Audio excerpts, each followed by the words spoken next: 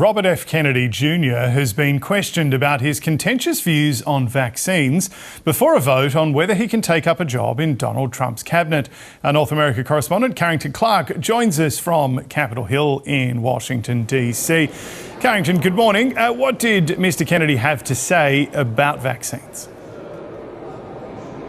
RFK Jr. is a scion of one of America's most celebrated Democratic political families. He's the nephew of JFK and he's the son of the former Attorney General RFK. But he has been nominated by Republican Donald Trump to be the Secretary of the Health and Human Services Department here in the United States. This is a huge department.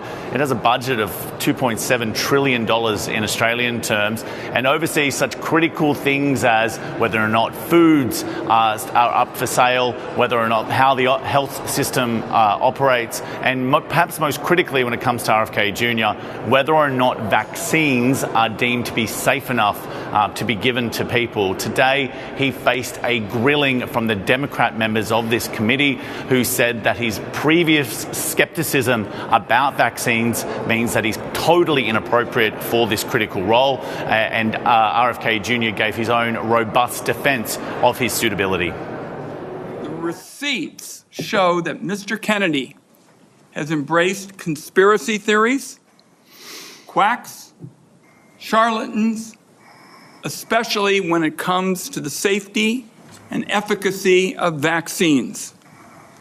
He has made it his life's work to sow doubt and discourage parents from getting their kids life-saving vaccines.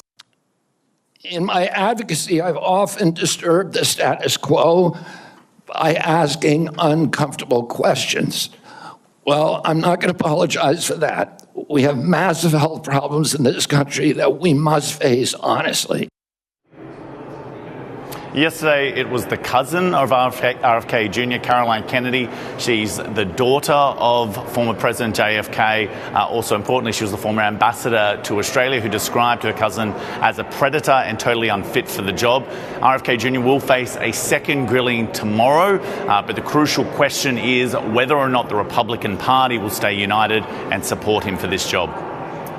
On another issue, Carrington, it seems the White House, which of course is still moving in and getting back into the new Trump administration, has rescinded an order to freeze federal funds. Well, it's very confusing, actually, what's happened here. So there was this executive order from the president freezing federal funds for grants and loans. This caused a huge amount of confusion here in the United States, particularly for those organizations that rely upon federal funds about whether or not they would receive their cash.